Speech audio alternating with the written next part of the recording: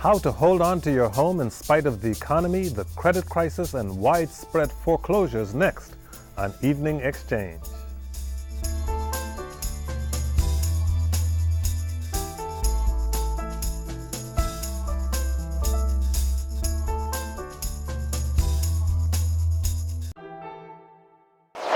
Hi, I'm Kojo Nnamdi. Ever get the feeling that you're alone in your battle to stay afloat in a sinking real estate market? What signaled the nation's economic plunge last year was a mortgage crisis. Millions of Americans were unable to pay for their homes. As the mortgage crisis morphed into a debt crisis and a full-blown recession, the worst of its kind since the crash of 1929, the accompanying unemployment and the ongoing credit crunch still have Americans across economic lines worried about losing their homes. Welcome back to our continuing series, Facing the Mortgage Crisis. It's one thing to figure out what the mortgage crisis now looks like nationwide, another to figure out what it may mean for you. We think our guest tonight can address both issues. Meet Marcia Griffin, Executive Director of Home Free USA. Kimberly Henderson, Director of Housing and Economic Development at Greater Washington Urban League. Wilhelmina Samuels-Taylor is Director of the Home Buyers Club at Manna Incorporated. Marcia, allow me to start with you, because the last time we talked, which was some time ago, we were in the middle of a booming housing market. Everything was going well, and then all of a sudden we discovered that people were not able to pay their mortgages anymore, and a great deal has happened since then. We are now in the middle of a recession, but to what extent are we still in the middle of a mortgage crisis? Well, we are certainly still in the middle of a mortgage crisis. Now more than ever, people cannot pay their mortgages because largely they've lost their jobs. They can't pay their mortgages because many people actually have waited. They knew they were having mortgage difficulties. They were just traumatized, did not know what to do. They stayed on the phone with the lender for hours on end, never felt that they got anywhere, and just sat and waited. And so when they began to receive the foreclosure notices, is when they began calling us. So the mortgage crisis is alive and well, and something really needs to be done. We're going to talk about what needs to be done. Wilhelmina, can you talk a little bit about how the recession is affecting people? Because we're seeing an increase in unemployment, and from everything that I have been hearing, it looks like as we recover, we're going to be in the early stages of a jobless recovery. That while the economy may be recovering, people won't be getting their jobs back. How is unemployment affecting people's ability, those who still own their homes, to hold on to their homes? Well, it's going to affect them because as they're starting to work again, you know, they've got to put things in order. You know, we have bills that have probably gone out the window because we were unable to pay them. And so it's going to be a whole transition of trying to make things work and get back on top of things in addition to paying that mortgage. Kimberly, it's my expectation that the Greater Urban League is seeing a lot more traffic through its doorways than it has been in years at this point. Exactly what are you hearing from people, and what kinds of help or services are you offering them? One of the more interesting phenomena that we're seeing is not just a loss of jobs, we are seeing that, but a loss of income. Many people were able to qualify for their mortgages by using additional income, part-time jobs, overtime pay, and that money is evaporating in this market. You're not able to get those overtime hours, and you're not able to work that part-time job because it's been eliminated. So as a result, if you've based your mortgage on that income, being able to afford your mortgage on that income, you're in distress right now, and we're seeing that. So we're seeing people employed, but they've lost income. What kind of services is the Greater Washington Urban League able to offer to people who come to you? We offer housing counseling, which includes budget credit counseling. We also offer loss mitigation counseling. We offer loss mitigation loans in the state of Maryland. So if someone has an arm that is reset, making the loan unaffordable, we're sometimes able to offer bridge loans. And it's a very innovative program that was started by the governor of Maryland. I think it's one of the more interesting initiatives in the country right now. We also do loan modifications and, again, loss mitigation counseling with our clients by intervening with the loan servicer. Has the money that the federal government has been able to pump in the economy, more specifically towards banks, the whole purpose of which, Marcia, was supposed to be able to expand credit once again for people who were losing credit, has that yet begun to trickle down to the average homeowner who is seeing stress right now paying their mortgages? No. No, Hasn't come down. it really has not. The good side of it is that the Congress has provided money to organizations like ours so that we can help homeowners completely free of charge.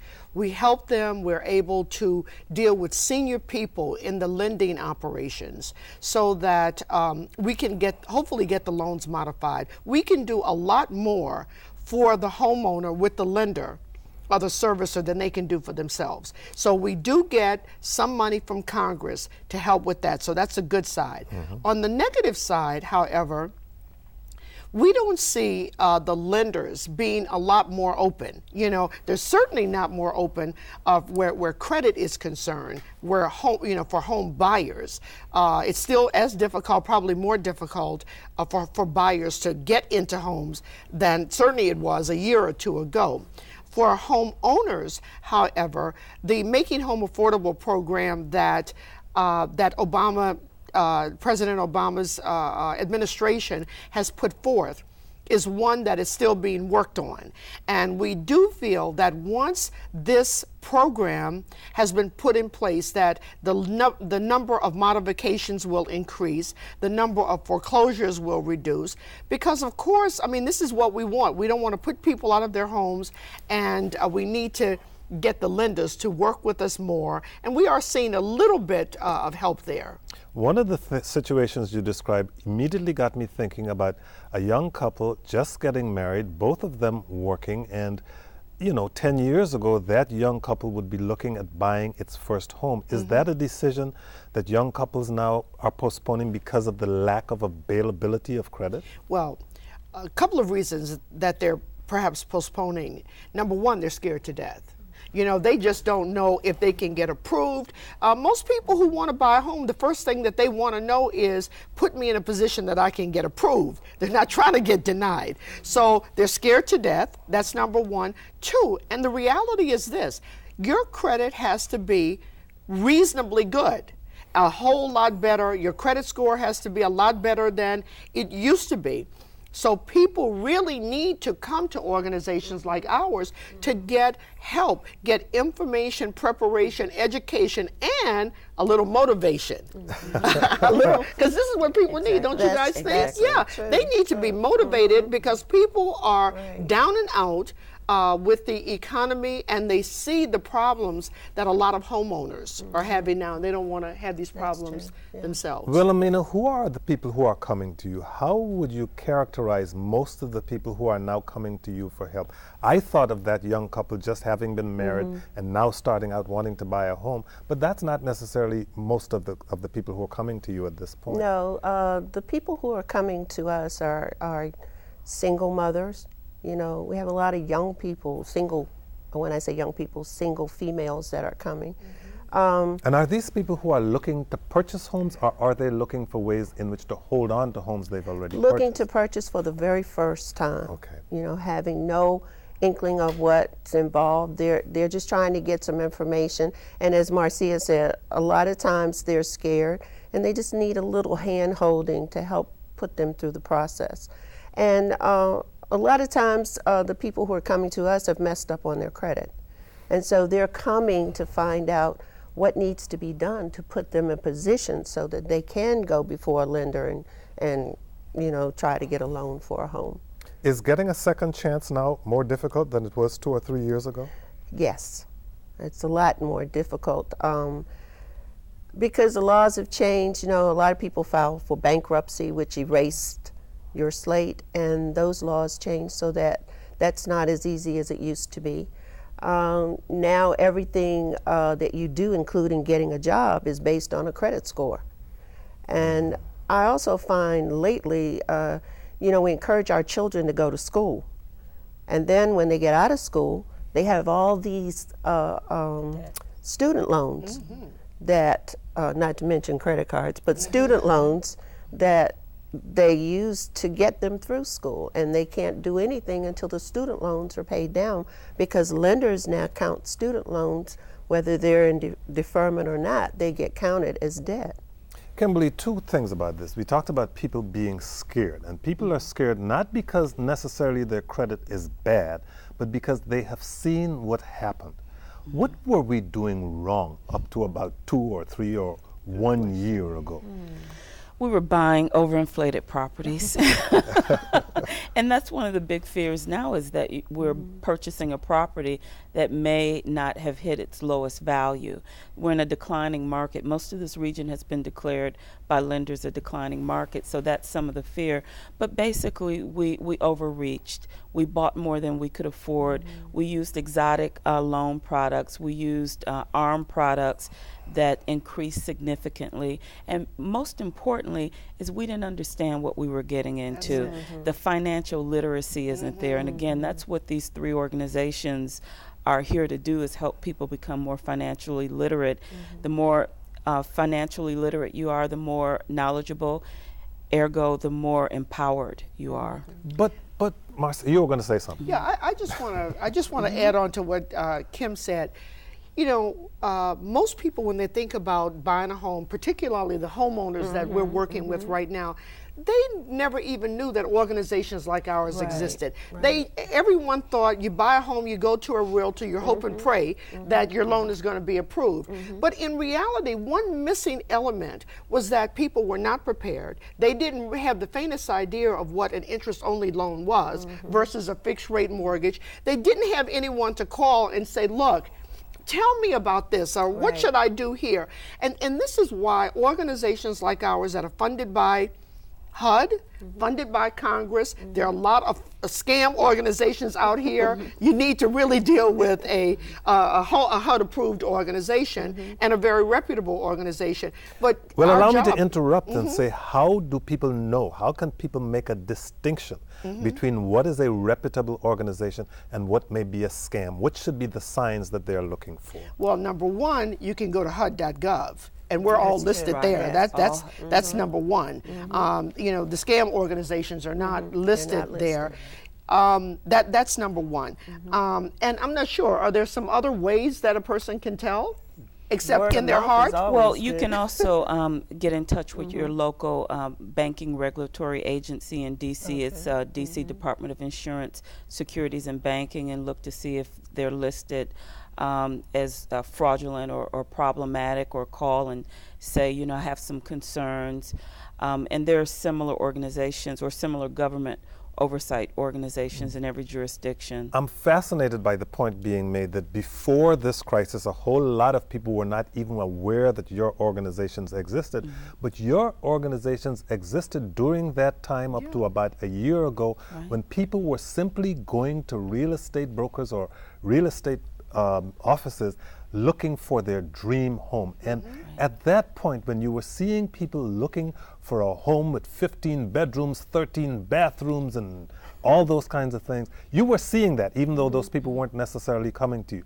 Was there a flashbulb going off in your head years ago, Wilhelmina, saying, this is not likely to end very well?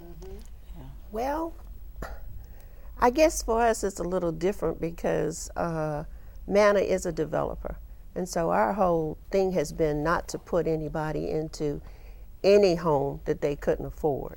So Manna really is all about affordable housing. Yeah, Manna is all about affordable housing. And so when we're talking to people, we're taking into consideration their present debts and the future and what it is that they're talking about they want to do as a family.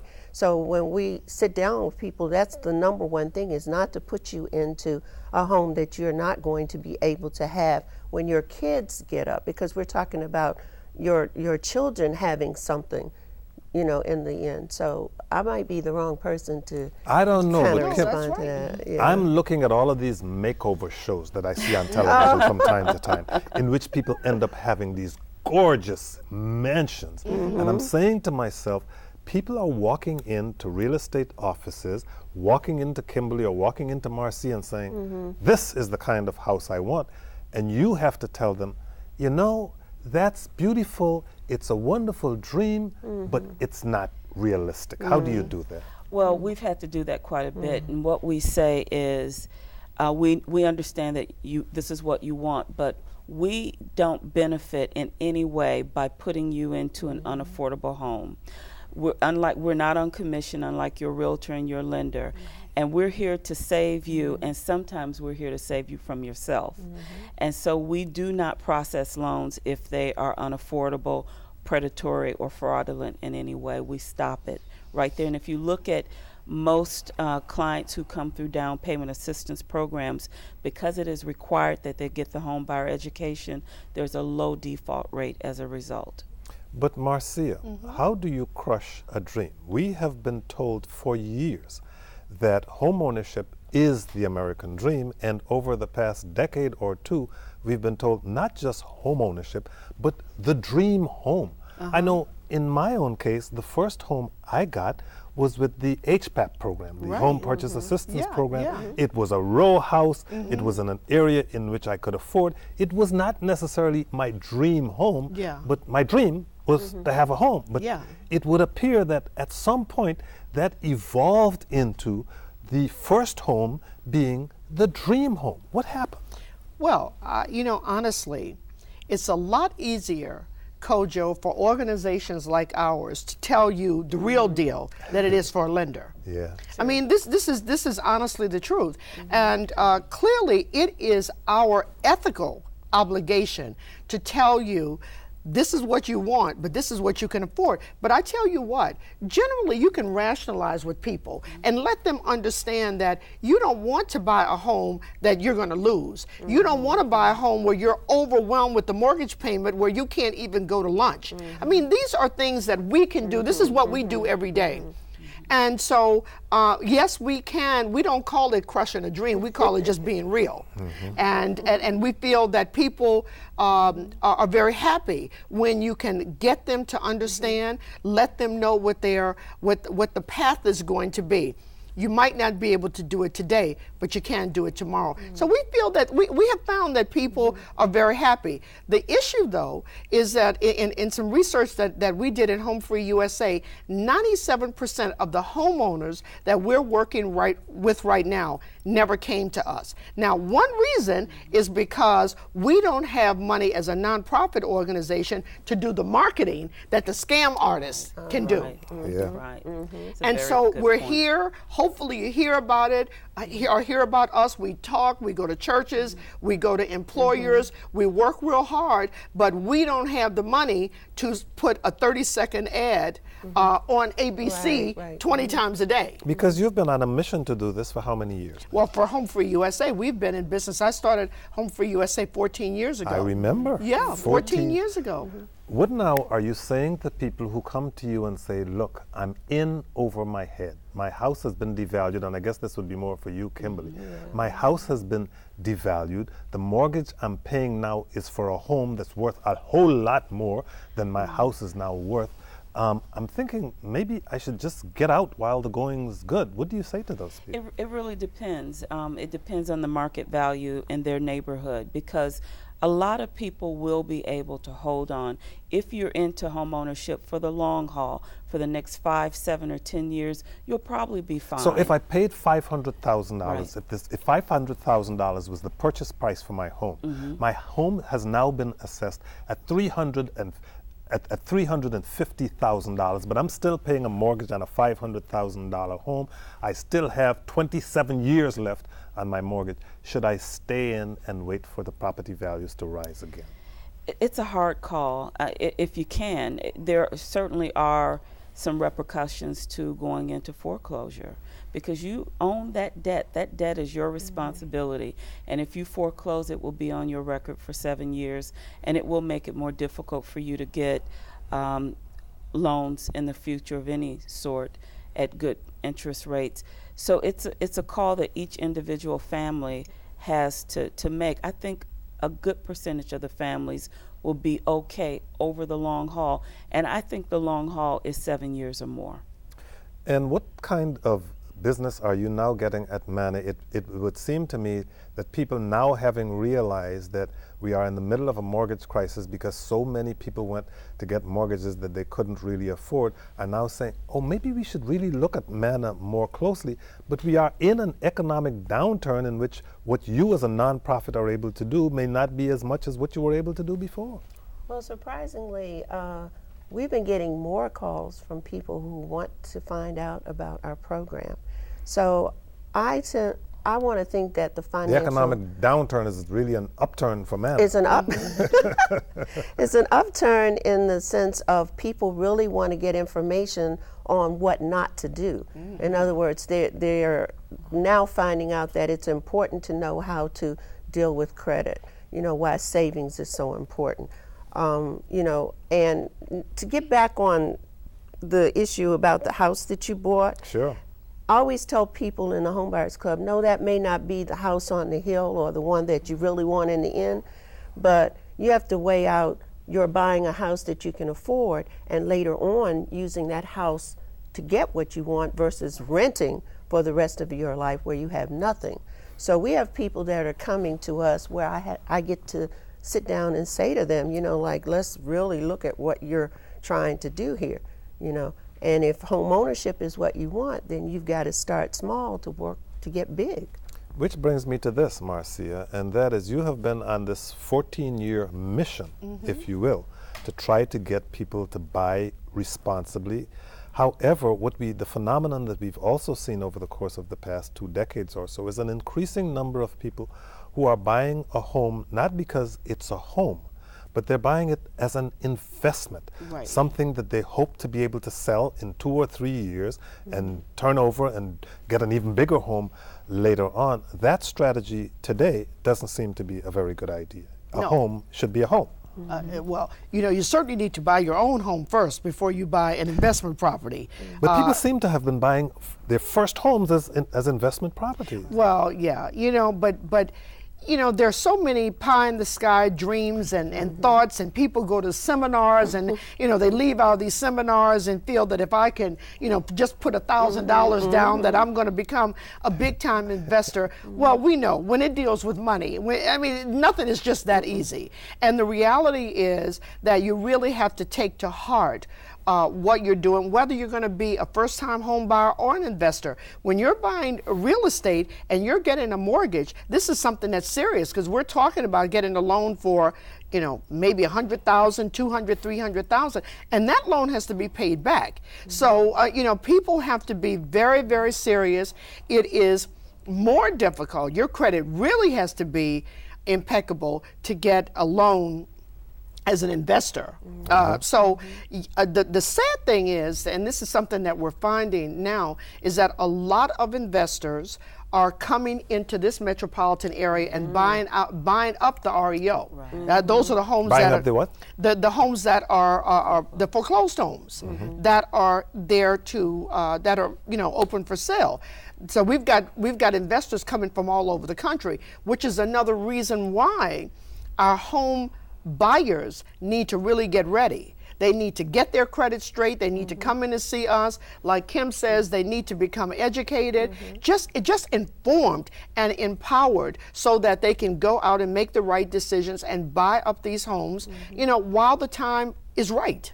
Indeed, Kimberly, all of the studies show that the mortgage crisis had a disproportionate effect on minorities. It had a disproportionate effect on people who are poor and trying to buy their first home, which means that, as Marcia is saying, people who are now coming into the market and trying to offer new kinds of deals, you have to be particularly careful about at this point. It's extraordinary the impact that it will have on African American and other communities of color.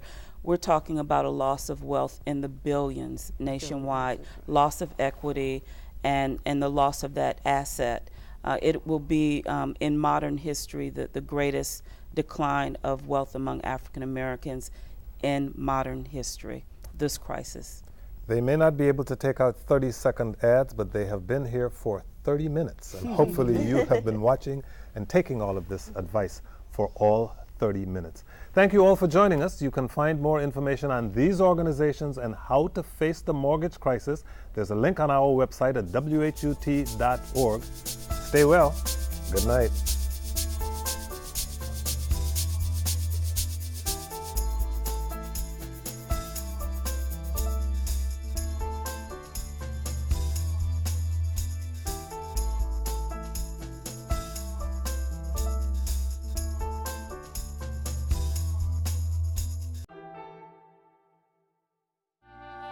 I was first embarrassed by the fact that I was losing my house. I didn't want anybody to know. I just remember just looking at my things on the street, because like it's 28 years, you know, of furniture, and I just passed out. I had no one to go to. I didn't know of any organizations that they had, like they have now, that I could get assistance from. I just didn't know where to go. I didn't know how to go to anybody. I just tried to do it on my own. That was hard. And I felt as though there was nothing else that I had to live for. This is a house that I wanted to hold on to. And basically I was holding on to memories, something I can hand over to my kids. Don't give up. You know, just strive forward, believe in yourself, believe in God, and know that you can get through this. Because I did.